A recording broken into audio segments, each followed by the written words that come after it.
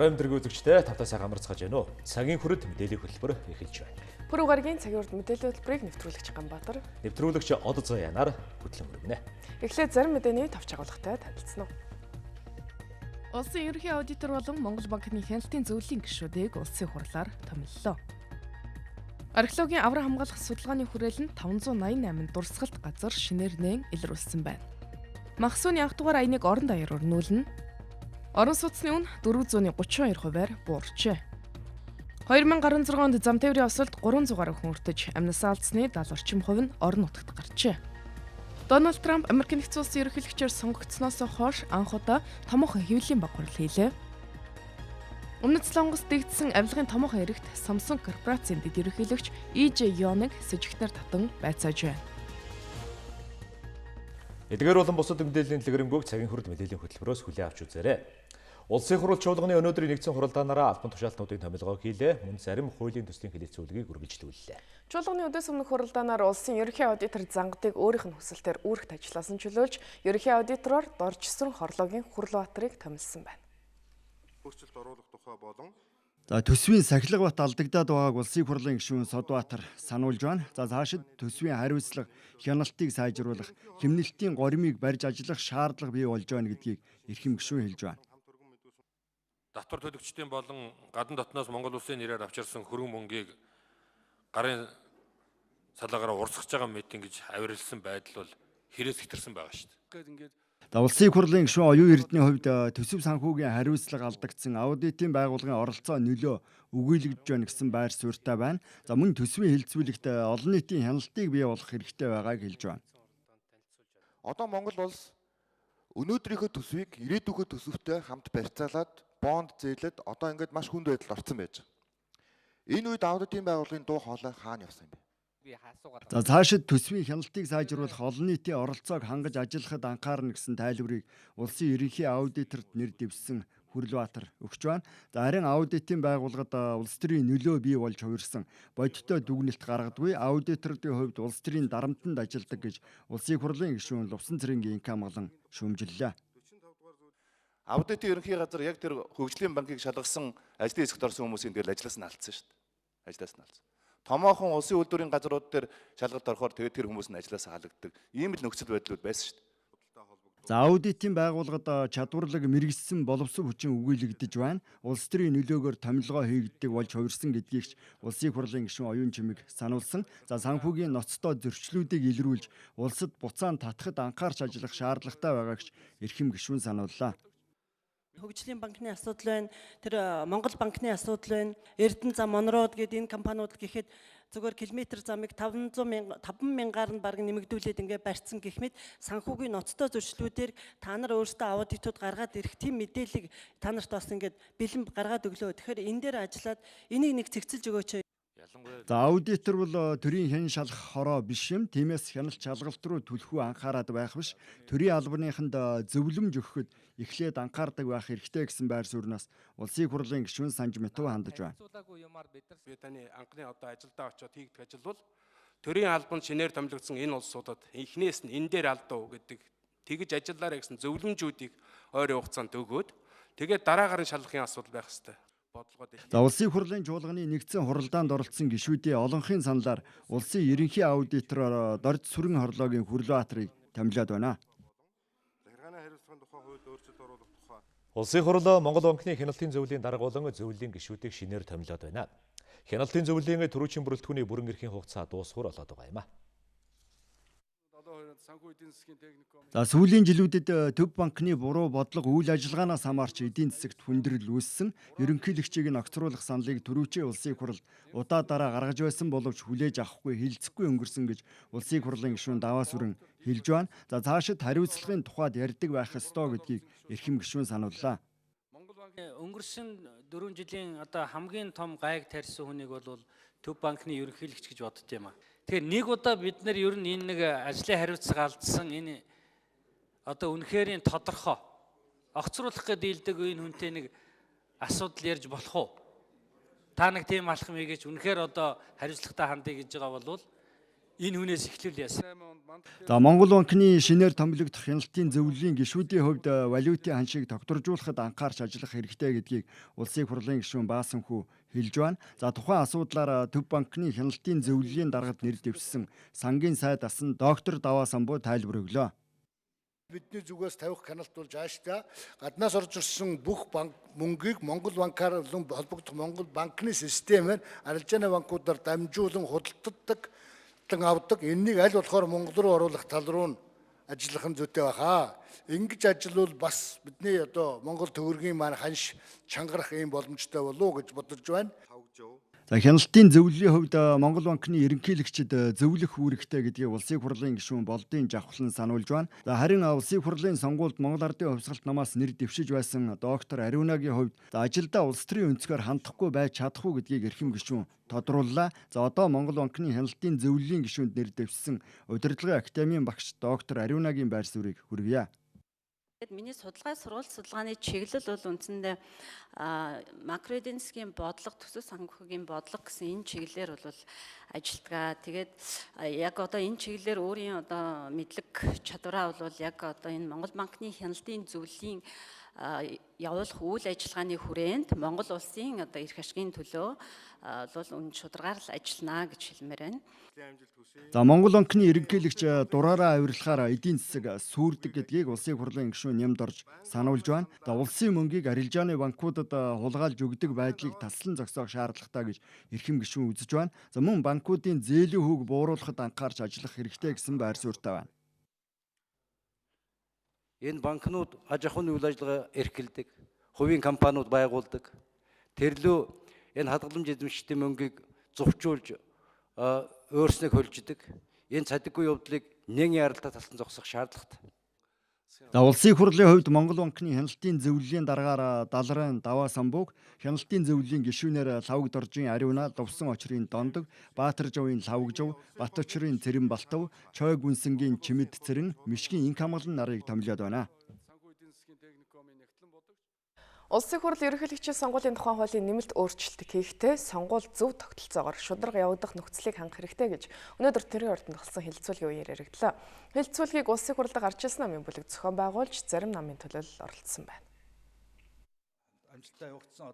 За улсын их хурлд суудалгүй намуудын хувьд сонгуульд дэмжигч байдлаар оролцох биш хамтарч нэр дэвшүүлэх зохицуултыг хууль тодорхой тусах хэрэгтэй гэдгийг хэлэлцүүлэхт оролцсон зарим намын төлөөлөл тайлбарлаж байна. За мөн ерөнхийлөгчийн сонгуульд нэр дэвшигч нь сүүлийн 5 жилд эх орондоо байнга оршин суусан байх үндсэн хуулийн шалгуур заалтыг зөв ойлгох ёстой гэдгийг улсын их хурлын гишүүн Баасанхүү хэлж байна.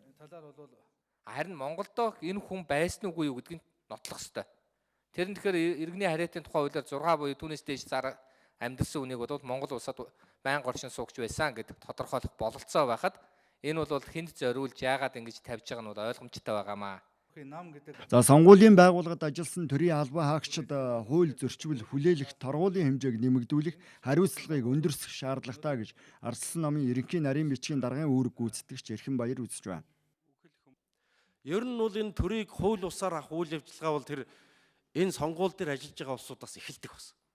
Тэм учраас энэ улсуудад тавих, ноогдуулах тэр шийтгэлийг бол өндөрсгөж өгөх шаардлагатай байна. За харин сонгогчдын саналыг луурдахгүй байх нөхцөлийг бүрдүүлэх, сонгуульд улс төрийн намуудын хамтарч оролцох боломжийг нэмэгдүүлэхэд чиглэсэн хуулийн зохицуултыг хийх шаардлагатай тухайд намуудын төлөөлөл хөндөж байна. За энэ хуульд хийж байгаа янз бүрийн хоригоос шалтгаалаад хоёр намал нэр дэвших юм байна.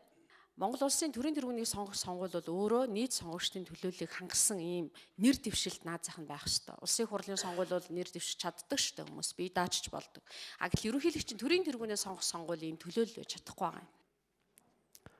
Энэ үнэхээр одоо парламентын гадах намуудын дуу хоолойг сонсё. Тэр дундаас гарсан зүйлийг амьдрал тэрийг болгоё гэвэл энд хийж байгаа парламент гадах намуудын дуу хоолой саналыг одоо энэ гаргаж байгаа хуулиудтайгаар энэ сонгуультайгаа холбогдуулж бодит болгомоор байна. Энэ танхимд ашиглаад хайчдаг биш. За улсын хурлын гишүүдийн боловсруулсан хуулийн төсөл бол нэг намын нэр дэвшигчийн эрх ашгийг хамгаалж бусад нэр дэвшигчдийг хавцсан зохицуултыг хийхэд чиглэсэн гэж хэлэлцүүлэгт оролцсон намуудын төлөөлөл үзэж байна. Ерөнхийлөгчийн сонгуульд улс төрийн их хурд судалгаа намуудыг улс төрийн намуудыг ер нь бол ямар ч оролцоогүй болгож байгаа энэ байдлыг бид бүхэн засчилруулахын төлөө дахиад ажиллана. Өөрөөр хэлбэл төрийн байгуулалтын байнгын орон дээр дэмжиж ажиллах гэдгийг бүр цаашлуулад хамтарч ажиллах гэж оруулахаар одоо ардс намын зүгээс бол санал оруулж дэмжүүлэхийн төлөө ажиллана гэдгийг хэлье. За ерөнхийлөгчийн сонгуулийн хуулийн төслийг боловсруулахдаа одоогийн хуулийн ихэнх заалтыг хуулсан шинж байдалтай байна. За бас гар тооллогыг хийх хэсэг нь сонгуулийн ерөнхий хорооны шийдвэрээс хамаарахаар болгож болохгүй гэж хэлэлцүүлэгт оролцсон зарим төлөөлөл шүүмжилж байна. Одоогоос 25 жилийн өмнө манай улс ардчилсан шинэ үндсэн хуулиан баталж социалист нийгмээс зах зээлийн эдийн засаг шилжих үндэс суурьан тавьсан байдаг. Ардчилсан шинэ үндсэн хуультай болсноор улс орны эдийн засаг тэлжих хүний эрх хэрэгчлөөгөө дэлхийд даяараа тунхаглах нөхцөл бүрдсэн гэж судлаачид үздэг юм. Хувийн өмч хөгжөөгүй гадны улс орнуудтай харилцаа тогтоох чөлөөтэй зорчих боломж хаалттай байх үед хөгжлийн шин замыг тавьсан нь ардчилсан үндсэн хуулийг баталсан үйл явдал байлаа гэж ардын хурлын депутатууд өгнөж байна. Ардчилсан үндсэн хуулийг олон түвшний саналыг тусгах зорилгоор бүх нийтээр хилцүүлж нийт 1,200,000 сонгогчийн 75% нь оролцож 200,000 гаруй санал ирүүлж байжээ. Ард нийтийн саналын дагуу хуулийн төслийг сайжруулсны дараа улсын баг хурал 2 удаа хилцээд ардын хуралд мэдүүлж ард түмнийг төлөөсөн 430 депутат ажлын 60 гаруй хоног 2 удаа зүйл бүрээр нь хилцсэн баталжээ. Нийслэлээр хангуудамжинд багтахгүй машинтай хөдөөдөө багтахгүй малтай болсон гэдгүүл энэ том үзүүлэлт эдийн засгийн давчд хэлсэн үзүүлэлт.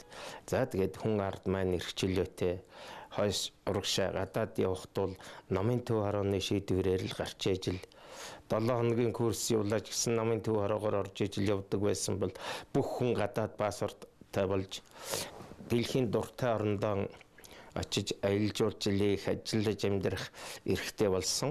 Сайн болсон гисг нь бол тэр хүний эрхчлөө тухай 2 дугаар бүлгийг бол би ер нь дэлхийн жишгт нийцсэн залтууд оршин гэж үздэг. Гэхдээ энэ хэрэгжүүлэх явцад бол алдаа гараад байгаа байхгүй юу? Жишээлбэл амьд явах хэрэгтэй гэж заасан залтыг бол хүмүүсүүд янз бүрээр тайлбарлаад байна.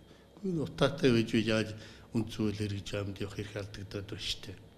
Гэх мэтлэнгээр тийм ээ. Мал төрийн хамгаалалт маань гэдгийггүй хүний хамгаалж чаддаг хүний малаа яадаг гэдэг чинь мал эрүүл байж хүн эрүүл байна гэдгийг ойлгохгүй байна да. Тэг мэтлэнгээр дэлгэрүүлэх юм бол энэ нэг өгүүлбэр бүхэлдээ хэд хэдэн хуулийн болохоор ийм заалтууд байна. Ардчилсан үндсэн хуулийг баталгахад оролцсон 430 депутатын 9 нь эмэгтэй төлөөлөгч байсан. Тэдний 5 нь их хэмж, 2 нь сэтгүүлч, 1 нь малчин, 1 нь нийтийн хоолны мэрэгчлэлтэн байжээ. Хэдийгээр цөөхөнч гэсэн үндсэн хуулийн өөрчлөлтөнд эмэгтэйчүүдийн дуу хоолой үзэл санааг тусгахад тэдний үүрэг оролцоо өндөр байсныг дурсаж байна. Үндсэн хуулийн 16 дугаар зөвлөлд тэр нийгмийн халамж хамгааллыг үзүүлэх тухай заалт ер нь бол одоо нийгмийн халамж хамгаалал арга хэмжээг авна гэсэн тийм ерөнхий заалт орж ирснийг бид одоо өндөр наслах, хүүхэд төрүүлэх тэр бусад одоо хүний амьдрал тохиолдог гачигдал зовлонгийн үед халамж хамгааллын арга хэмжээ авна гэж тэр 16 дугаар зөвлөлийг дэлгэрүүлж оруулах асуудлаар эмэгтэй депутатуудын бүлэг тодорхой санал оруулж ингэж үндсэн хуулийн тусгуулж байсан. Улс орны хөгжил нийгэм эдийн засгийн өөрчлөлттэй уялдуулан үндсэн хуулийн үзэл баримтлалыг алдуулахгүйгээр жижиг хэмжээний өөрчлөлт оруулах шаардлага бий болж байна. Гэхдээ үндсэн хуулинд нэмэлт өөрчлөлт оруулах журмын тухай хуулийн дагуу үндсэн хуулийн өөрчлөлтийн асуудлыг бүх ард түмний хуралтай хийж байж шийдэх ёстойг депутатууд илэрхийлдэг. Шууд ингээд цэлэн бариад өөрчлөнө гэдэг тавлын санал нийлдэггүй.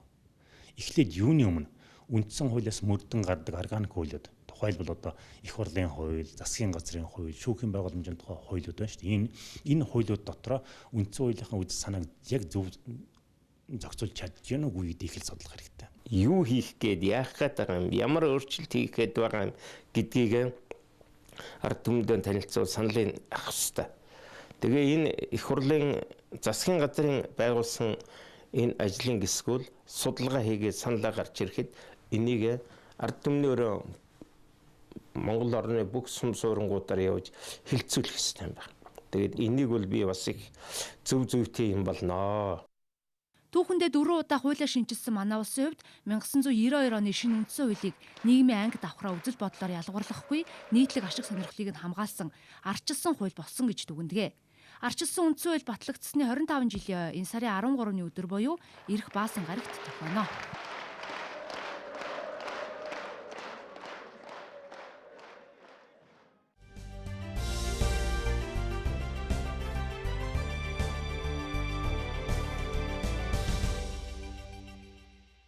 Хөтөлбөрийн дараагийн хэсэгт анхаарлаа хандуулцгаана уу. Төрийн байгууллагууд утааг бууруулах хаяныг дэмжиж өөрсдийн бололцоогоор санхүүгийн дэмжлэг үзүүлж байна. Тухайлбал Улаанбаатар дулааны сүлжээ компани өнгөрсөн онд 2 тэрбум гаруй төгрөгийн ашигтай ажиллажээ.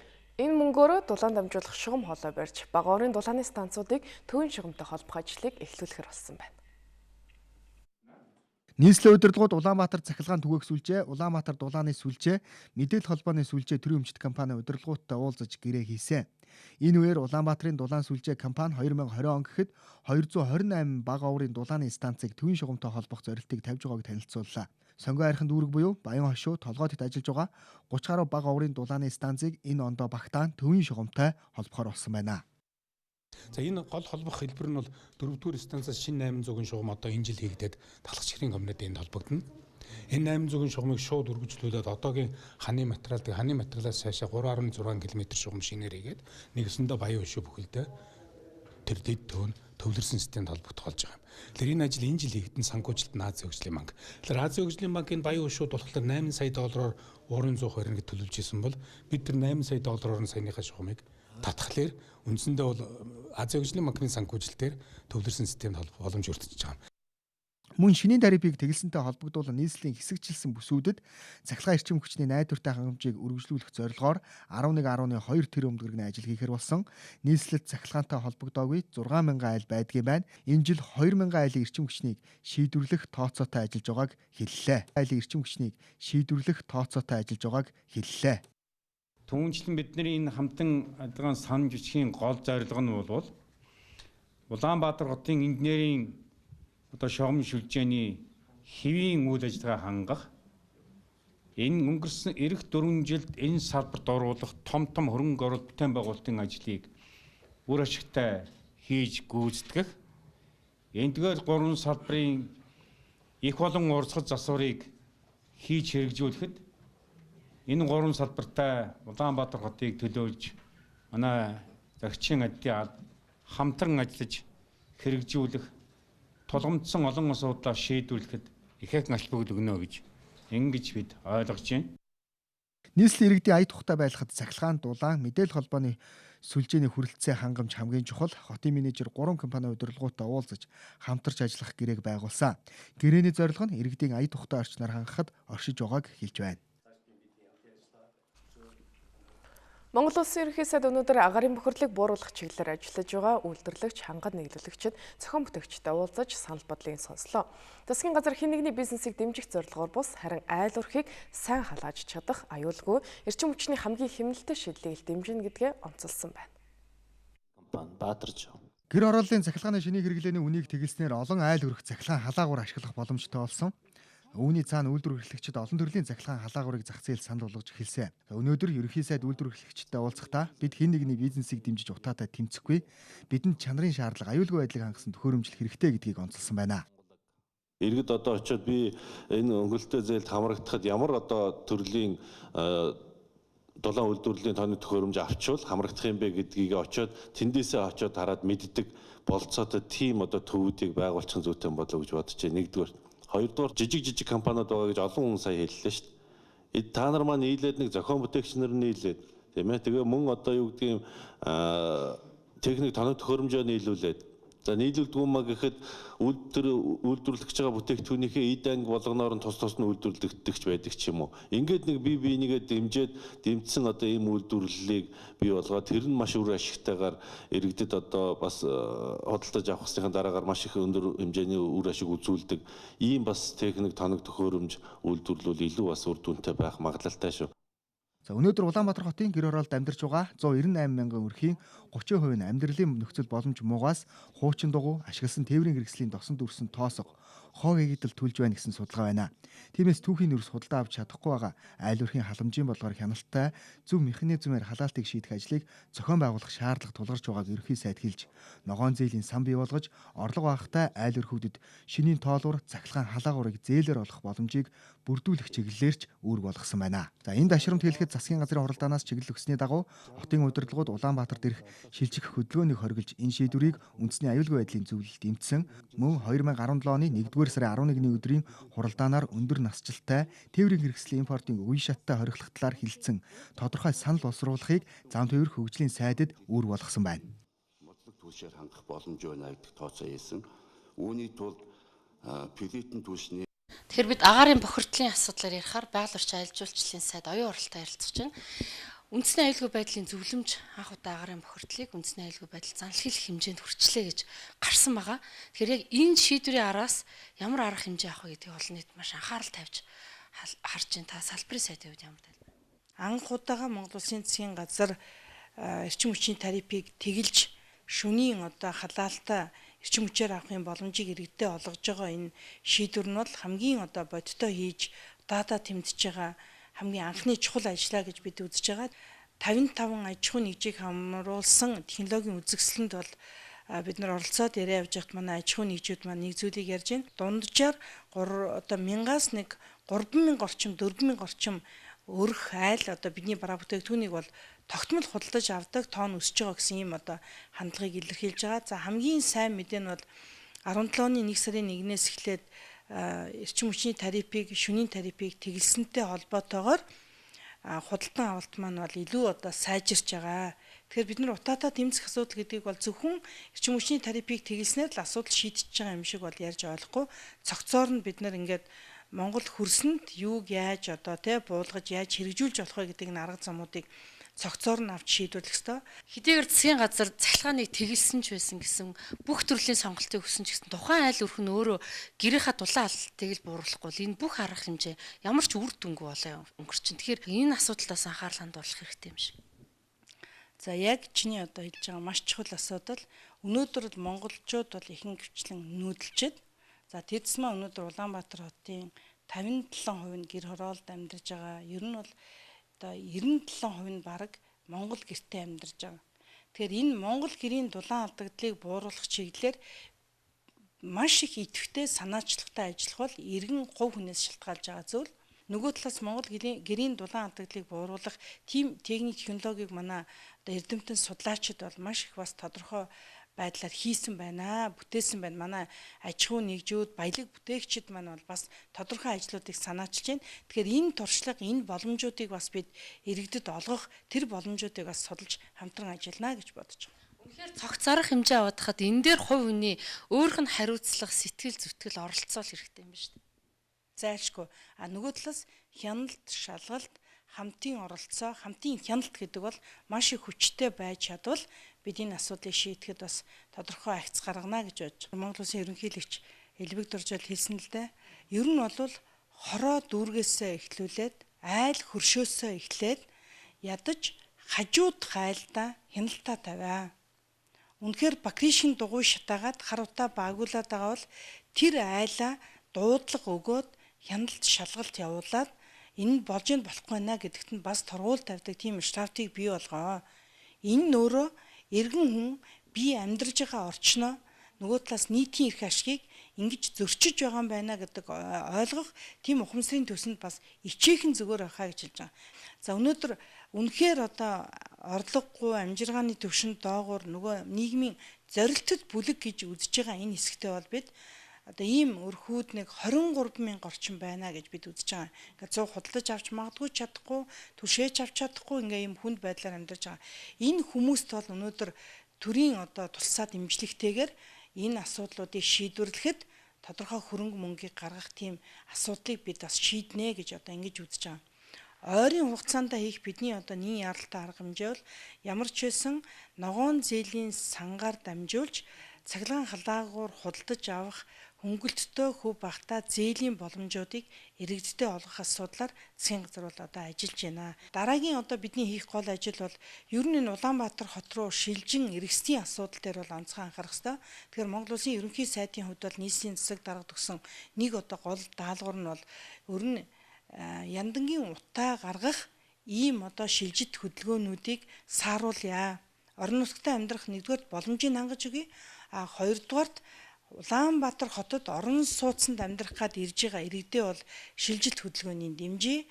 За ер нь бол яндангийн утаа бий болгоод амьдрах газаргүй байхад энд өнөөдөр ирж чиглэдэд байгаа энэ одоо хот төлөвлөлтийнхээ хүн амынхаа суурьшлийн бүсийг зөв одоо тогтоож энэ асуудлаа шийдье гэдэг ийм асуудлыг ярьсан. Тэгээ нийслэлийн засаг даргын одоо шийдвэр гарч Улаанбаатар хотод шилжин иргэсдийг эрүүл мэндийн одоо шалтгаанаар үзлэг эмчилгээний онцлогоонд ирэх тохиолдол за орон сууцнд орохоос бусад тохиолдолд бол шилжин ирэх асуудлыг шийдвэрлэхгүй гэсэн ийм одоо шийдвэр гарсан байлаа. За дараа нь бол бид энэ хөдөө рүүгээ амьдарж байгаа иргэд хөдөөнөөс эрдсэн иргэдээ буцаагаад орон нутгад амьдрах тэр боломжийг дэмжих тийм хөтөлбөрийг бол хэрэгжүүлэх шаардлагатай гэж Монгол Улсын засгийн газрын зүгээс бол үзэж байгаа. Тэгэхээр хөшүүрэг байхгүй бол хүмүүс бас албаар бол явахгүй шүү дээ албадан. Тий.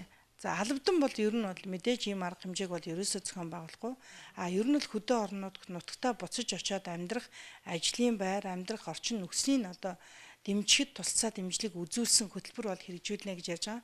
За хамгийн нэгдүгээрт бол бид нар малжуулах төслийг хэрэгжүүлээд хөдөө орон нутгтаа очиод малтаа тэгээд одоо амьдралаа аваад явах тийм боломжтой, сонирхолтой хүсэлтэй байгаа иргэдэд бол бас туслах тийм хөтөлбөрийг бол хэрэгжүүлье гэж ингэж одоо ярьж байгаа даа. Гэх мэтлэнгийн олон арга хэмжээнүүдийг бол бид бас авч одоо шийдвэрлэх хэрэгтэй гэж үзэж байгаа. За баярлалаа. Бид агаарын бохирдлыг дунд урт хугацаанд бууруулах арга замуудын талаар Улсын их хурлын гишүүн, засгийн газрын гишүүн, за байгаль орчин аялал жуулчлалын сайд оюун оролтой ярилцлаа.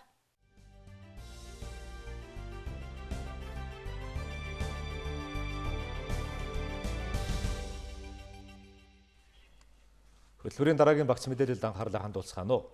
2017 онд Монгол улс 1.4 их найдад төгрөгийн орлогыг уулуурхайн салбараас олно гэж төсөвт суулгажээ. 2016 оны сүүлээр эхэлсэн уулуурхайн гол бүтээгдэхүүний үнийн сэргэлт тогтвортой үргэлжилж огцон буурахгүй гэж судлаачид үзэж байна. Өөрөөр хэлбэл уулуурхайн салбараас илүү орлого олох боломж манай улсад байгаа. Гэхдээ олон улсын зах зээлд эерэг мэдээлэл хүргэж байж уулуурхайн салбарын сэргэлт урт хугацаанд тогтвортой үргэлжилнэ гэдгийг судлаачид хэлж байна. Уулуурхайн салбараас 2017 онд нийт 1.4 их найд төгрөг төвлөрүүлэхээр тусгасан байна. Энэ нь 2015 оны гүйцэтгэлээс 11%-аар буурсан, харин 2016 оны гүйцэтгэлээс 37%-аар өссөн үзүүлэлт юм байна. Тодруулбал нийт 1.4 их найд төгрөгийн 22% буюу 226 тэрбум төгрөгийг нүүрснээс 63% буюу 638 тэрбум төгрөгийг зэсийн баяжмлын экспортоос төвлөрүүлэхээр тооцжээ. Өнөөдрийн байдлаар зэсийн үн маань дэлхийн зах зээл дээр $5600 дээр байна. Одоо манай компаниудын экспортлж байгаа нүүрсний үн бол яг энэ бидний төсөв тусгахнаас бол харьцангуй өндөр байна.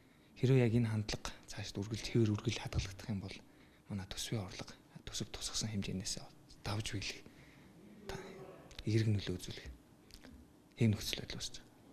Монгол улс 2016 онд 35 сая тонн нүрс олборлож 33.8 сая тонныг нь борлуулсан байна. Үүний 26 сая орчим тонныг нь экспортод гаргажээ.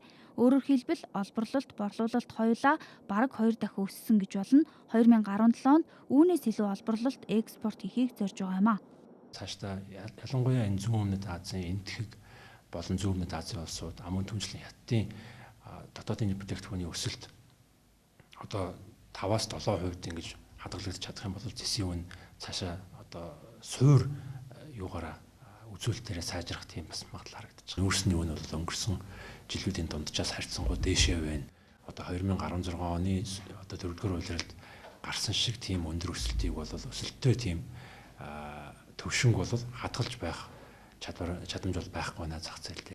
2017 онд төвлөрөх уулуурхайн нийт орлогын 92%-ийг алт, зэс, нүүрсний олборлолтоос бүрдүүлэхээр байна. Монгол улс 2017 оны төсөвтөө 1 тонн зэсийг $4,599 тооцсон, харин өнөөдрийн ханш нь $5,600 хүрээд байна. Нүүрсний хувьд чанараас нь шалтгаалаад $39-оос $52 тонн бүрийг нь үнэлсэн. Тэгвэл энэ үнэлгээнээс эрдэсийн үн төдийлөн буурахгүй гэж эдийн засагчид үзэж байна. Хууль эрх зүйн орчныг байн өөрчлөлт авахгүй. Татварын хувь хэмжээ одоо тодорхой хугацаанд бол тогтвортой байна гэсэн ийм амлалтууд өгч байгаа. Мөн дээрээс нэмээд Монгол улсын нутаг дэвсгэрийн хүрээнд хайгуулын тусгай зөвшөөрөл эх хэдэн жилүүдийн хугацаанд ямар хөө байдлаар өсч нэмэгдэх юм бэ гэдгийг бас өгч байгаа. Энэ маань эргээд олон улсын хөрөнгө оруулагчдад бид та бүхэнд боломжийг гаргаж өгч байна гэдэг ийм мессеж болж очиж байна л да. Хэрв коксчих нүүрсний үн төлөвлөсөн хэмжээнээс 5 Америк доллараар буурвал төсвийн орлого 12 тэрбум төгрөгөөр, экспортын хэмжээ 1 сая тонноор буурвал төсвийн орлого 4.5 орчим тэрбум төгрөгөөр, мөн цэвэр зэсийн үн төлөвлөсөн хэмжээнээс 100 Америк доллараар буурвал төсвийн орлого 3.9 тэрбум төгрөгөөр, зэсийн баяжмлын экспорт 50,000 тонноор буурвал төсвийн орлого 6.6 тэрбум төгрөгөөр буурах эрсдэл мөн байгааг мартаж болохгүй гэж эдийн засагчид санууллаа. Монголын хөрөнгийн зах зээл нийт санхүүгийн салбарынхаа дөнгөж 2%-ийг л эзэлж байгаа бол банкны салбар 96% хүртэл тэлсэн байна.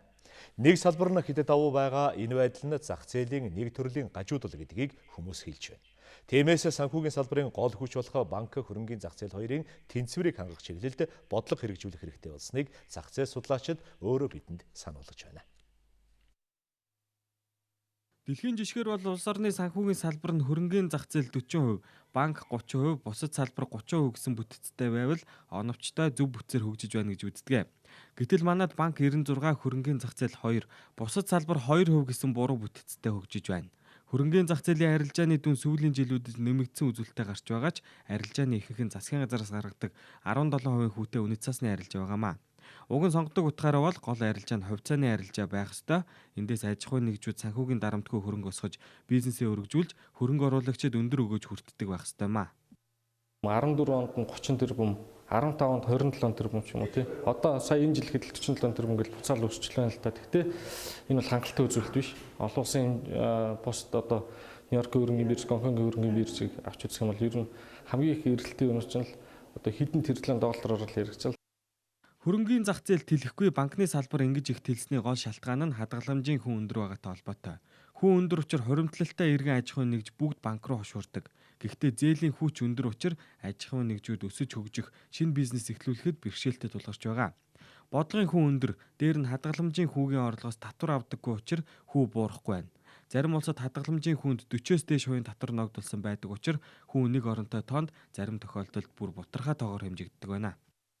Өндөр хадгаламжаас одоо үр шимийн хүртэж байгаа этгээд гэх юм бол мэдээж байгаа тийм ээ. За 2000 гэдэг юм уу 3000 хүн, за хамгийн дээдлээ 100000 хүн гэж бодъё. Гэтэл үүний одоо төлөөсөн төлж байгаа нь болохоор 3 сая иргэн болчиход байгаа байхгүй юу? Бид сүүлийн одоо энэ 20-25 жилийн санхүүгийн систем маань ерөөсөө л нэг цөөн хүнд зориулагдсан тийм ээ. Цөөн хадгаламж эзэмшигчдийн эрх ашигыг хамгийн дээд хэмжээгээр хамгаалж ирсэн, эрслээс хамгаалж ирсэн, хүүгийн одоо татвар чөлөөлж ирсэн гэдэг юм ингээ яваад байна. Гэтэл энэ маань одоо явцын дундад энэ маань гажуудал юм байна. Яг энэ системээр явж болохгүй байна гэдгийг зах зээл өөрөө хэлээд байгаа байхгүй. Өнгөрсөн онд улсын хурлаар томоохон хадгаламж эзэмшигчдийн хүүгийн орлогоос 25% татвар авах хуулийн төсөл хэлэлцэж байсан ч батлагдаагүй. Ер нь бол хадгаламжийн хүүгийн орлого татвар ногдуулж байж банкны салбарт эргэлдэж байгаа 8 их 80 гаруй төгрөгөөс хөрөнгийн зах зээл рүү шилжиж санхүүгийн салбар тэнцвэрчин зөв бүтцтэй болох боломж үрднэ гэж шинжээчид үзэж байна. Монгол банк Техлэг зууч компанитай хамтран 2016 оны 12 дугаар сарын орон сууцны үнийн индексийг тооцоолон танилцуулж байна. Энэхүү тооцоо судалгаанд тухайн сард зах зээлд нийлүүлэгдсэн шинэ хуучин 5047 орон сууцны үнийг хамруулсан байна. 2016 оны 12 дугаар сарын байдлаар орон сууцны үнийн индекс өмнөх сараас тэг 1.1%-аар буюу бага зэрэг өссөн бол өнгөрсөн оны мөн үеэс 4.3%-аар буурчээ. Оны эцэст зах зээлд нийлүүлсэн шинэ орон сууцны үн өссөн ч хуучин орон сууцны үн бага зэрэг буурсан нь орон сууцны үнийн индекс буурахад нөлөөлсөн байна. Шинэ орон сууцны индекс бол 3%-аар, хуучин орон сууцны индекс бол 6%-аар энэ буурсан. Тэгээ яг бууралтууд бол ерөнхийдөө өнгөрсөн жилүүдэд бол нэлээд эрчимтэй бууралтууд байдаг гэсэн бол энэ жилийн хувьд бол харьцангуй бага байлаа. Сар болгоны бууралт яг зарим сард бол өсөлттэй ч сарууд байсан, бууралттай ч сарууд байсан. Тэгээ ерөнхийдөө бол нэг хэлбэлцэлт байнга л нэг 0.100-ны хэд %, 0.100-ны хэд % гэсэн ялгаануудтай л байсан. Шинэ орон сууцны метр квадратын дундаж үн 2016 оны 12 дугаар сарын байдлаар 2 сая 50 мянган төгрөг болж өмнөх сараас тэг зууны 55%-аар өнгөрсөн оны мөн үеэс тэг зууны 2%-аар буурчээ. 2017 онд жорон сууцны үн тогтвортой байна гэж шинжээчид үзэж байна. Ипотекийн зээл бол ялцчгүй орлон сууцны борлуулалтанд эрэлтэнд маш их том нөлөө үзүүлдэг. Тэгэхээр зэрэг одоогийн байдлаар Монгол банк барилгын өмнөний зүгээс харж байгаа юмнуудыг харахад бол тийм айхтар өөрчлөлт бол харагдахгүй юм шиг энэ бодлогын хувьд бол тийм учраас орон сууцны эрэлт огцон өсдөг ч юм уу тийм бодол бол харагдахгүй. Гэхдээ энэ одоо санхүүжилтний 30 орчим тэрбум явагдаж байгаа сар болгон. Гэтэл энийг давсан одоо энэ илүүднэ гэж ойлголт бол харагдахгүй байгаа. Ер нь л эрэлт байдгаараа байгаа. Орон сууцны үнийн жилийн өсөлт 2014 оны 3 дугаар сард хамгийн өндөр буюу 23.7% гарсан байсан бол 2014 оны 12 дугаар сараас буурч эхлээд өнөөдрийг хүртэл үргэлжилж байна. 2016 оны 6 дугаар сараас үнийн бууралт саарч эхэлсэн. Жилийн агуулгаар нь харвал орон сууцны үнийн индекс өмнөх оныхоос 4.3%-аар буурсан багмаа. Өнгөрч ондоо зам тээврийн осолдоо 300 гаруй хүн өртөж амьнасаа алдсны 70 орчим хувь нь хөдөө орон нутгийн замд гарсан ослоос үдэжээ. Тиймээс хөдөө орон нутгийн чиглэлд зорчиж байгаа иргэдийн аюулгүй байдлыг хангаханд чухал байгааг мэргэжилтнүүд онцолж байна. Өмнөгөө аймагт 2016 онд 250 орчим хүн зам тээврийн осолд өртсөнөөс 19 хүн нь амьнасаа алдсан байна. Энэ нь бусад аймагтай харьцуулахад өндөр үзүүлэлт юм. Тэгвэл энэ осол нь 5-7-оос гашуун сухад хүртэлх нүүрс зөөдөг замаар орон нутгийн иргэдч зорчдогтой холбоотой юм. Нин тэргүүн бол энэ зам тээврийн осол бол сүүлийн үед бол маш их одоо хүндрэлтэй байсан учраас гэрээ цагдаагийн ажлын тасгийг ажилуулъя гэсэн ийм асуудлыг тавьсан. Тэгээд цаг хугацаа бол бидний өдөр хоногоор хүлээхгүй байгаа учраас нин тэргүүн цагдаагийн ерөнхий газраас бол асуудлуудыг шийдэж яг одоогоор 15 цагдаагийн албаа хаагч бол тэнд өдөр шөнөгөө ажиллаж байгаа. Нийслэл зам тээврийн осол орон нутгтай харьцуулахад их гардаг хэдий ч нас баралт нь бага байдаг. Харин эсвэргээрээ хөдөө орон нутгийн замд олон хүн ослын улмаас нас барсаар байна. Гэрэлтүүлэх хэрэгслүүд маань одоо тухайн стандартын шаардлагатай учраас ялангуяа 19-аас 21 цагийн хооронд орон нутгийн зам тээврийн осол их гарч байгааг анхаарууллаа. Ерөнхийдөө 2016 онд бол Монгол Улсын хэмжээнд хөдөлгөөний аюул байдал ашиглалтын журмын эсрэг гэмтэрэг зам тээврийн осол хэрэг маань буурсан, нас орсон хүн маань буурсан, гэмтсэн хүний маань буурсан үзүүлэлттэй гарсан боловч ерөөсөө улсын хэмжээнд бас нэг 300 гаруй иргэн зам тээврийн ослоос нас орсон ийм үзүүлэлт гарч байна. За энэс Улаанбаатар хотын хэмжээнд бол гэмтсэн хүний маань тоо их байгаад байгаа болохоос нас орсон хүний маань дийлэнх нь одоо улсын хэмжээнд тавцамд гарч байна. Өнөөдөр замын хөдөлгөөний аюулгүй байдлыг хангах үндэсний хорооны ээлжид хурал болсон энэ үеэр орон нутгийн зам дээрх ослын аваарыг хэрхэн бууруулах талаар болон энэ онд хэрэгжүүлэх ажлын чиглэлийг танилцуулсан юм а. За 2017 онд хийж хэрэгжүүлэх ажлын талаар хамгийн нэгдүгээрт бид нэр эрх зүйн зохицуулалтын зарим нэг шинжилгэлүүдийг хийх гэж байна. За үүний нэг нь одоо замын хөдөлгөөний дүрмийг шинжилэн батлуулах ажил хийгдэнэ. За энэтэй холбоотой зарим нэг стандарт дүрм журам шинжлэгдэх ийм ажил хийгдэнэ. Цаашид замын хөдөлгөөний аюулгүй байдлыг хангахад замын хөдөлгөөнд оролцогчид болон цагдаагийн байгууллагаас гадна тээврийн хэрэгслийн бүрэн бүтэн байдал, замын эвдэрлийн асуудалд ч анхаарах шаардлага байгааг мөн онцолж байсан. Монголын археологийн сан хөмрөг жилээс жилд өсөн ариужиж өнөөдөр олдор бүхий дурсгалт газруудыг судлаачид нээн илрүүлсээр байна. Тухайлбал өнгөрөх 2016 онд л гэхэд чулуун зэвсгийн үеийн бууз суурин, хүрлийн үеийн буурш зэрэг 600 орчим дурсгалыг Монголын археологчид шинээр нээн илрүүлэн баримтжуулжээ. Монголын археолог 2016 эрдэм шинжилгээний баг хурал өнөөдөр боллоо.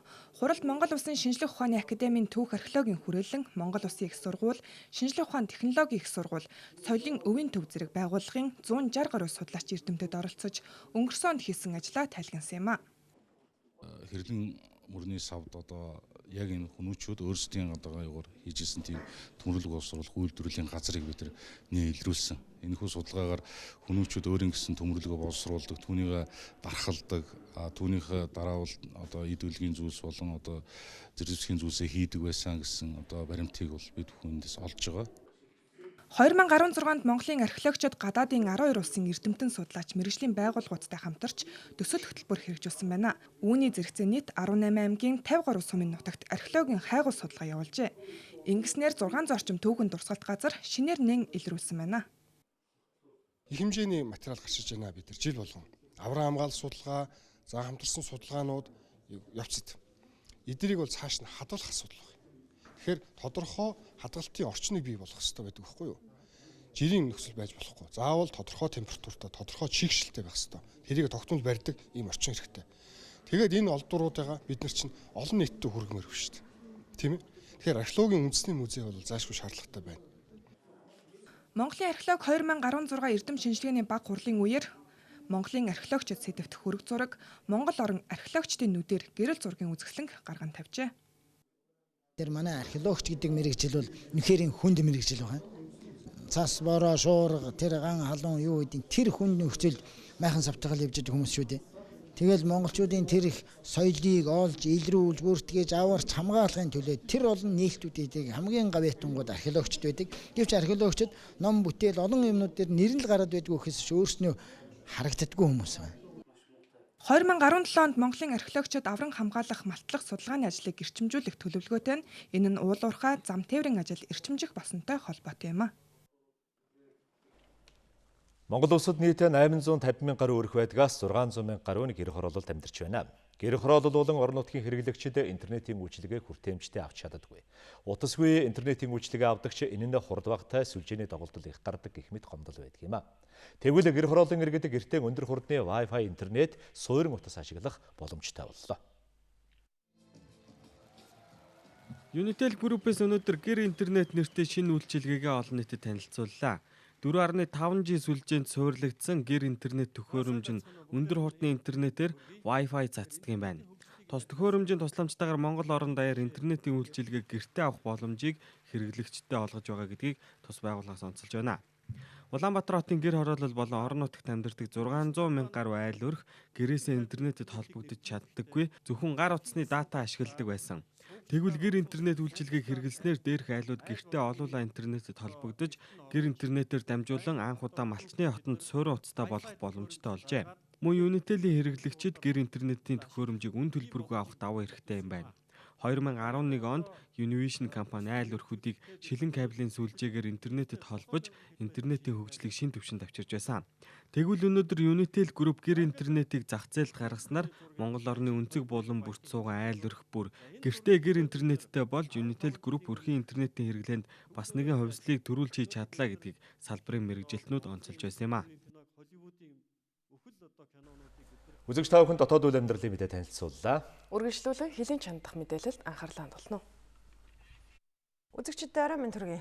За Дональд Трамп Америкийн нэгдсэн улсын ерөнхийлөгчөөр сонгогдсноос хойш анх удаага томоохон хэвлэлийн баг хурал хийлгэлээ. Цаг хүрхгүй хугацаанд үргэлжилсэн энэхүү хэвлэлийн баг хурлаар хөндөгдсөн асуудлуудыг 3 сэдвт хувааж болохоор энэ нь Орос улбаны улс, за худал мэдээлэл цацдаг хэвлэл мэдээллийн хэрэгслүүд эхний ээлжинд хийх хэрэгжүүлэх ажлынхаа төлөвлөгөөтэй холбогдож байгаамаа. За Америкийн нэгдсэн улсын төрийн тэргүүнээр сонгогдсон Трампыг хэвлэлийнхний өмнө гарч ирэхээс өмнө түүний аль биесны төлөөлөгч BuzzFeed дээр сайт дээр гарсан Орос улбаны улсын эрх баригчид Трампыг буулд хийхэд хүрэх материалуудыг нь цуглуулсан гэдэг мэдээлэл цацсны хариуд тайлбар хийсэн юм. За тэрээр Трампын багийнхаа энэ мэдээллийг хуурамч гэж үзэж байгааг мэдгдсэн юм а. Түүний дараа Америкийн дэд ерөнхийлөгчөөр сонгогдоод байгаа Майк Пенс мэдээлэл хийхдээ хэвлэл мэдээллийн хэрэгслийнхэнд хандаж үг хэлэх, хэвлэл нийтлэх эрх хөдөлгөөнийхөө хамтаар хариуцлага ухамсарлах хэрэгтэйг сануулж байлаа. Үүний дараа л Трамп хэвлэлийнхний өмнө гарсан бөгөөд тэрээр юуны түрүүнд альва мэдээллийг нягтлж шалгаж байж хэвлэн тараадаг сэтгүүлчдэд талархал дэвшүүлээд за сонгуульд ялалт байгуулсныхаа дараа хийсэн ажлуудаа тайлгнасан юм а. Тэрээр Америкийн нэгдсэн улсад олон шинэ автомашины үйлдвэрийг барьж энэ дэлхийн хамгийн агуу ажлын байр нэмэгдүүлэгч болохоо амласан. За мэдээж түүнд тавьсан эхний асуулт Америкийн тусгайгийнхны дэлгэсэн Оростой холбоотой гэгдэх хакеруудын талаарх тайлан илтгэлтэй холбогдож байсан юм. Тэрээр Оросын хакерууд кибер халдлага үнэхээр үйлдсэн байх талтай. За гэхдээ бусад орнууд ч ийм ажиллагаа явуулж ирсэн учраас юуны түрүүнд кибер аюулгүй байдлаа хангах тал дээр ажиллах болно гэдгийг амласан юм.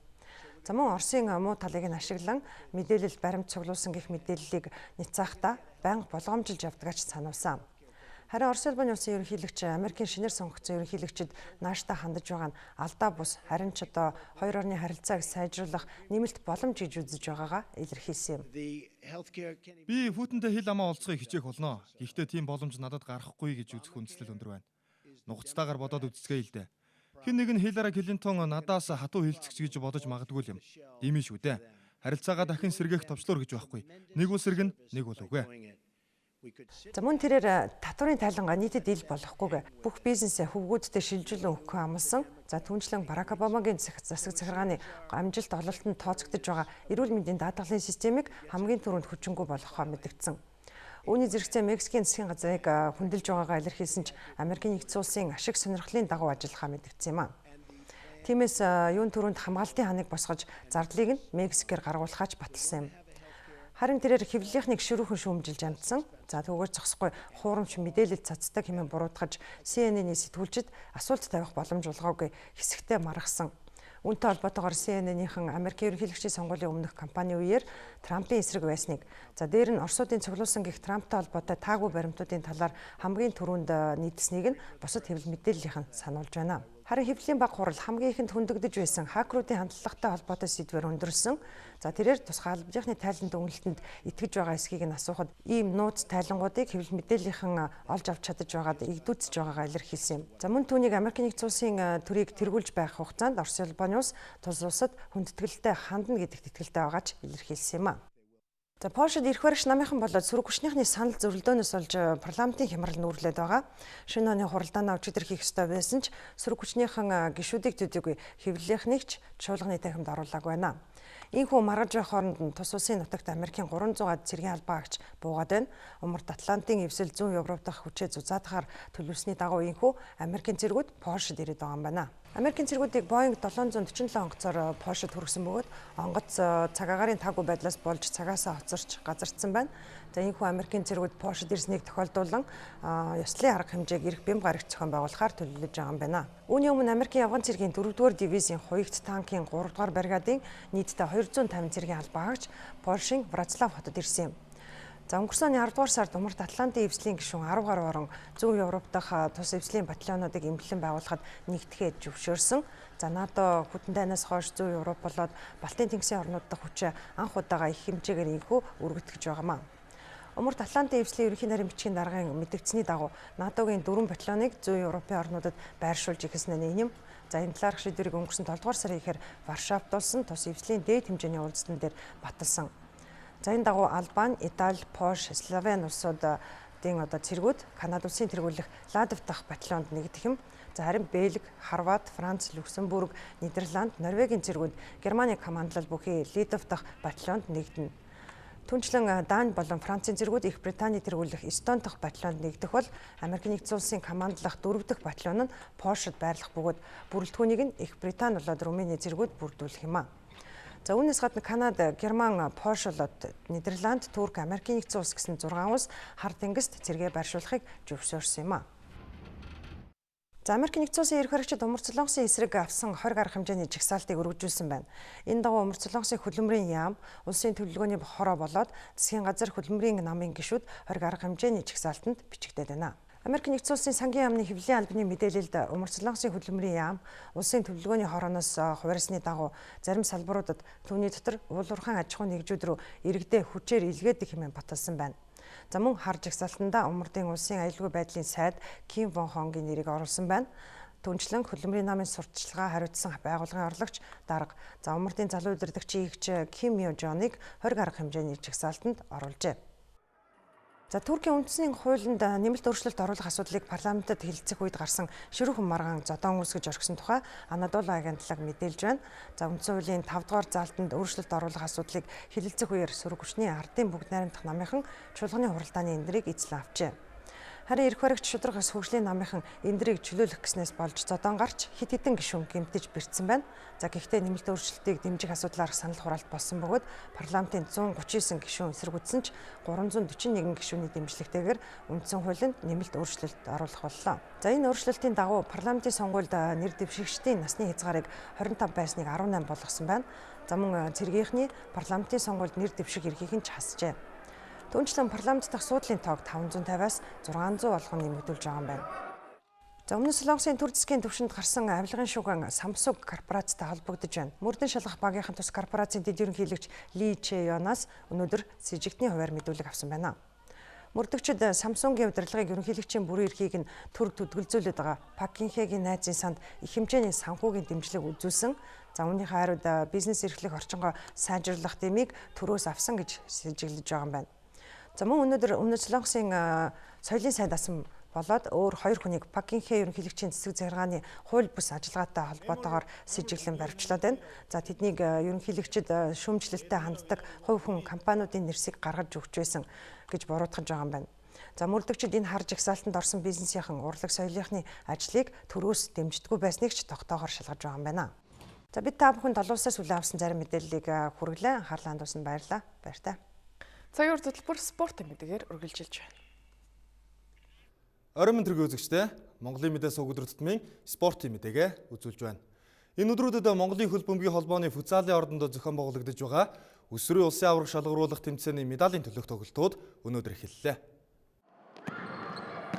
Тэмцээний урьдчилсан шатны тоглолтууд Төвийн, Талын, Хангаан, Улаанбаатар хотын гэсэн 4 бүсэд зохион байгуулагдаж насны ангиллын шилдэг багууд улсын аварга шалгаруулах тэмцээнд хүрсэлцсэн. Октын 11, 13, 15, 17 хүртэлх гэсэн 4 насны ангиллын хүрэл медалийн тоглолтууд өнөөдөр болсон.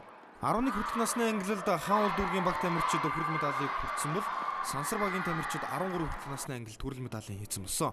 Тэгвэл 15-аас 17 хүртэлх насны ангиллалд Титэм Ужирт багийн тамирчид хүрэл медалийн төлөө тоглох эрхээ аль аль насны ангиллалд аваад байсан ч өрсөлдөгч багууд хожиж чадсангүй. Титэм Ужирт багийн 15 хүртэлх насны тамирчид Ариус клубын багтаа таарч 5-1 харьцаатай хожигдсон бол 17 хүртэлх насны явааг нь Хаан улс дүүргийн багт хожигдож улсын аварга шалгаруулах тэмцээнийг мөн 4-р очлогоос амжилттай өндөрлүүллээ. Энэ удаагийн улсын аварга шалгаруулах тэмцээнд шилдэг тоглолт үзүүлж байгаа Ариус клубын охид тэмцээний 4 насны ангиллалд өрсөлдөж байна. 15 хүртэлх насны баг нь ийхүү хүрэл медаль хүртсэн бол 11, 13, 17 хүртэлх насны ангиллын багууд алтан медалийн төлөө өрсөлдөх эрхээ аваад ирсэн юм а. За энэ удаагийн охид хөгүүдийн тэмцээнд манайх эмэгтэй 4 наснд, эрэгтэй 2 наснд орлоо. Тэгээд 6 баг маань зургуулаа медалийн төлөө тоглох боломжтой болсон. Одоогийн байдлаар эмэгтэй 15 нас маань хүрэл медаль, 11, 13 нас маань алтан медаль авчаад ээж байна. Одоо эмэгтэй 17, эрэгтэй 11, 13 нас аргын төлөө тоглоно. Энэ тэмцээн мод миний хувьд их октодын хувьд бол их өндөр шалгууртай байсан. Яг гэвэл би оны эцэст эмэгтэй шилдэг тасалжуулсан шагнал авсан. Тийм болохоор үүнийг батлахын тулд баг болгон дээр бас тулж ажиллаад бэлгийн сургуультай чармасны хүчинд одоо ингээд зургуулаа медалийн төлөө тоглож байна. Мөн өдөр биднийг сурвалжлах үеэр Монгол улсын эмэгтэйчүүдийн шгшөөг сонсголжуулагч Япон улсын мэргэжилтэн Ики Йожи хүрэлцэн ирсэн байлаа. Тэрээр футзалын улсын аварга шалгаруулах тэмцээний 4 наснд өрсөлдөж байгаа октын тоглолтод түн шинжилгээ хийн ажиллаж байна. Шгшөөгийн бэлтгэл энэ тэмцээний дараа буюу энэ баасан гарагаас эхлэх юм байна. Энэ тэмцээнийг үзэж явах явцад миний ажигласнаар баг тамирчдын ур чадвар өнгөрсөн жилийнхээс эрс нэмэгдсэн байна. Тамирчдын бэлтгэл өндөр түвшинд хүрч Монголын эмэгтэй тамирчдын ур чадвар өсөн нэмэгдэх боломж маш их харагдаж байгаа. Миний хувьд ногоон талбай тоглох шгшөөгийн тамирчдыг удирдах Монголын эмэгтэйчүүдийн хөл бөмбөгийг шин түвшинд гаргах зорилттой ирсэн.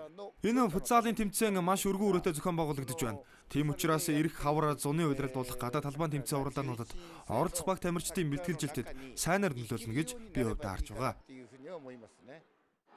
Түүний хувьд баг тамирчдыг 2018 оны Азийн аварга шалгаруулах тэмцээний урьдчилсан шатанд өрсөлдүүлэх зорилготой бэлтгэн ажиллаж байна. Мөн Ики Йожи тасалжуулагч эх 2 дугаар сард 14 хүртэлх насны октын шгшөөгийг удирдах Хонконг улсад болох олон улсын тэмцээнд оролцох юм а. Ерөнхий боловсролын сургуулийн сурагчдын дунд Улаанбаатар лиг сагсан бөмбөгийн тэмцээнийг зохион байгуулдаг уламжлалтай өнөөдөр тэмцээний нийслэлийн шатны бага насны ангиллын аварга шалгаруулах тэмцээний нээлттэй ажиллагаа боллоо. 8 дахь жилдээ зохион байгуулагдаж байгаа Улаанбаатар лигийн тэмцээнд нийслэл хотын 9 дүүргийн баг тамирчид өрсөлдөж байна. Нийслэлийн сургууль тус бүрээс шалгарсан шилдэг багууд дүүрэгт өрсөлдөж ялагчтай тодорхойлдог. Улмаар дүүрэг тус бүрээс шалгарсан багууд нийслэлийн хэмжээнд өрсөлдөдөг юм. Тэмцээний бага наснд 10 хүртэлх насны тамирчид өрсөлдөж байгаа бол дунд наснд 11-ээс 14, ахлах наснд 14-өөс дээш насны ерөнхий боловсролын сурагчид ур чадвараа сорин өрсөлдөж байна. Тэмцээн маань жил болгон уламжлалт зохион байгуулагддаг. 9 сараас хойш зохион байгуулалт 5 шаттай явдаг байгаа. Сургуулийн аварга, дүүрэг, бүс, тэгээ нийслэл, тэгээд шалгарсан баг маань олон улсын тэмцээнд оролцдог ийм 5 шат тэмцээн. Нийслэл тэмцээн маань одоо ингээд явж байна. Нийт одоо энэ 2016-аас 17 оны ишлийн жил 120 сургуулийн 84,000 сурагч одоо амрагдсан. 96 багийн 1300 тамирчин одоо шалгараад оролцож байна да. Нийслэлийн шатанд дөрөв тус бүрээ шалгарсан шилдэг 16 багийн тамирчид 4 хэсэгт хуваагдсан өрсөлдөж байна. Эрэгтэй, эмэгтэй нийт 32 багийн 500 гаруй тамирч оролцож байгаа энэ тэмцээний тоглолтууд нийслэлийн 28 дугаар сургуулийн AB заланд зэрэг зохион байгуулагдаж байна. Улаанбаатар лигийн тэмцээний нийслэлийн шатанд нийтдээ 60 тоглолт болж эрэгтэй, эмэгтэй шилдэг багууд тодорно. Шигшээ тоглолт ирэх 2 дугаар сарын 13-ны өдөр буян тухай спортын ордонд болох юм байна. Монгол улсын зэвсэг түвшний 2016-аас 2017 оны биеийн тамирын спортын арга хэмжээний нээлт өнөөдөр алдар спорт орноо болж өндөрлөлөө. Зэвсэг түвшний 2016-аас 2017 оны хичээлийн жилиг нээж зэвсэг түвшний жанжин штабын орлогч дарга бригадын генерал Бадан Базар үг хэллээ. Мөн өдрөө зэвсэг түвшний авраг шалгаруулах 2017 оны эхний тэмцээн Гардан тулааны авраг шалгаруулах тэмцээний нээлттэй ажиллагаа болсон. Энэ тэмцээнийг зэвсэг түвшний тэг 84 дугаар ангиас зохион байгуулж байна. Энэ жилийн тэмцээнд нийтдээ 28 анги нэгтгэлийн 400 гаруй тамирчин өрсөлдөж байгаа байна. Мөн энэ үеэр Сагсан бөмбөгийн спортын мастер Хурандаа Цогэрд нь спортын мастер цолны болзол хангасан тамирчдад батламжийг нь гардуулаа өглөө. Энэ жил бол одоо манай зэвсэгчний хэмжээнд сэргэлийн спорт 10 төрлийн тэмцээн уралдаанууд зохион байгуулагдсан ёстой. Эхнийх нь тэмцээн маань амжилттай эхэлж байна.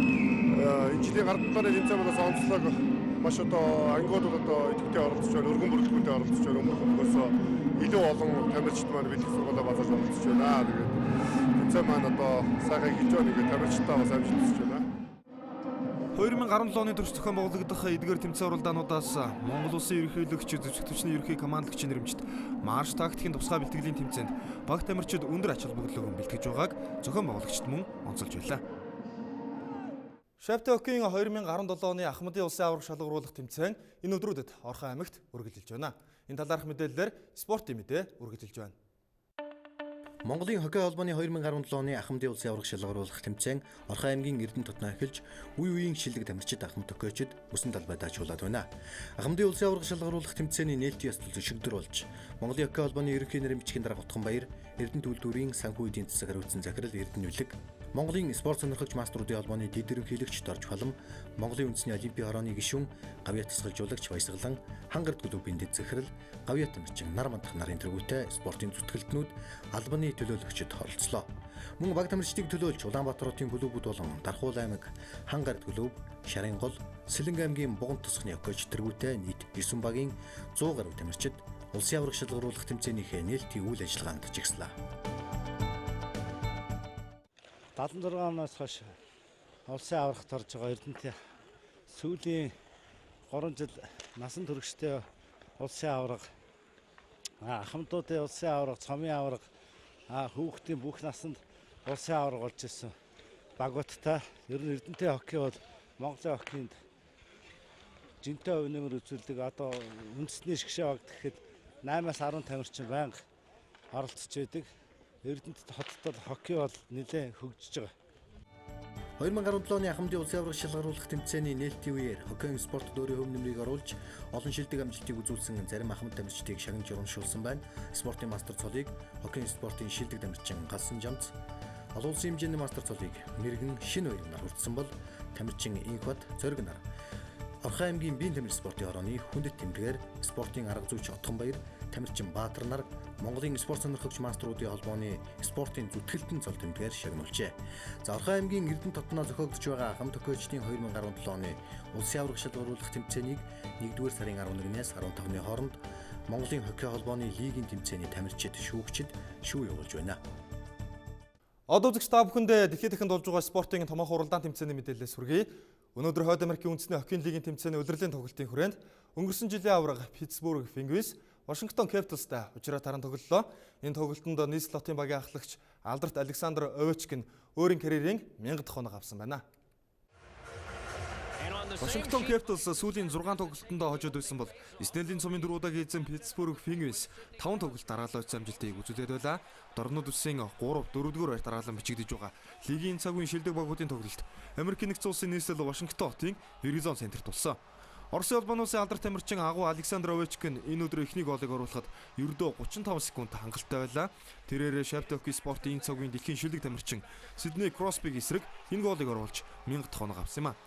Шопт хоккей спортод дэлхийд нэр хүн дээрээ тэргүүлэгч үндэсний хоккей лигийн тэмцээнд тоглож байгаа нийт тамирчдаас одоогоор зөвхөн алдарт Ярамурягр л 1000 онооны босгыг даваад байсан юм.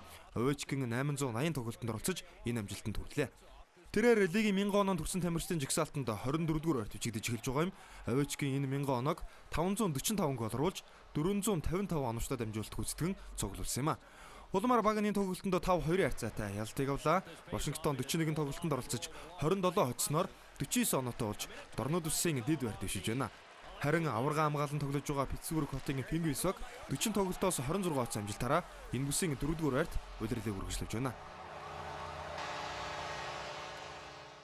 Монголын мэдээс өгөгч та бүхэндээ өнөөдөр манай улс их оронд болоод дэлхийд дахин тулсан спортын томоохон хуралдаан тэмцээн үйл явдлаас бэлтгэсэн мэдээ сурвалжлага үзүүллээ.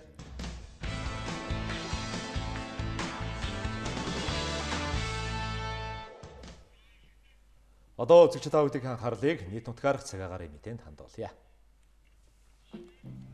Үлгийд шөндөө 16 өдөртөө 6 хэмхүйтэн. Улаангомд шөндөө 30 хэмхүйтэн өдөртөө 22 хэмхүйтэн байна. Ховдод шөндөө 21 өдөртөө 10 хэмхүйтэн. Алтайд шөндөө 19 хэмхүйтэн өдөртөө 4 хэмхүйтэн байна. Улаастайд шөндөө 25 өдөртөө 12 хэмхүйтэн байна. Тосон сэнгэл шөндөө 37 хэмхүйтэн өдөртөө 22 хэмхүйтэн. Баян онгорт шөндөө 19 өдөртөө 9 хэмхүйтэн. Мөрөнд шөндөө 28 хэмхүйтэн өдөртөө 16 хэмхүйтэн. Хадгалт шөндөө 27 өдөртөө 16 хэмхүйтэн. Цэцэрлэгт шөндөө 17 хэмхүйтэн өдөртөө 7 хэмхүйтэн байна. Хар оронд шөндөө 22 өдөртөө 8 хэмхүйтэн. 10 ихэрд шөндөө 16 хэмхүйтэн өдөртөө 8 хэмхүйтэн. Булганд шөндөө 27 өдөртөө 13 хэмхүйтэн.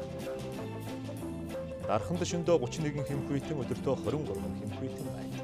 Эрдэнэтэд шөндөө 22 өдөртөө 9 хэмхүйтэн.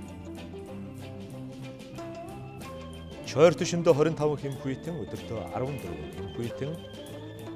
Сүхбаатарт шөндөө 33 өдөртөө 23 хэмхүйтэн. Зүүн хараад шөндөө 30 хэмхүйтэн өдөртөө 20 хэмхүйтэн. Зүүн модод шөндөө 26 өдөртөө 15 хэмхүйтэн. Багнуур шөндөө 34 хэмхүйтэн өдөртөө 20 хэмхүйтэн. Чингис хотод шөндөө 34 өдөртөө 20 хэмхүйтэн. Баруун уртад шөндөө 29 хэмхүйтэн өдөртөө 17 хэмхүйтэн. Чай улсанд шөндөө 30 өдөртөө 18 хэмхүйтэн. Мандалговд шөндөө 24 хэмхүйтэн өдөртөө 8 хэмхүйтэн. Даланцаадгад шөндөө 16 өдөртөө 3 хэмхүйтэн. Хамбогдод шөндөө 15 хэмхүйтэн өдөртөө 3 хэмхүйтэн. Сайн шандад шөндөө 22 өдөртөө 11 хэмхүйтэн. Замиудад шөндөө 23 хэмхүйтэн өдөртөө 11 хэмхүйтэн байна. Харин нийслэл Улаанбаатар хотноо өнөө шөндөө 27, маргааш өдөртөө 16 хэмхүйтэн байх нэ. Эрхэм үзэгчдээ бид та бүхэнд цагийн хүрэл мэдээллийн хөтөлбөрийн пүрэв гарагийн дугаарыг үзүүллээ. Анхаарлаа дуулуулан авч үзсэн та бүхэнд баярлалаа. Маргааш ажил үйлсэд амжилт хүсье. Баяртай үзэгчдээ.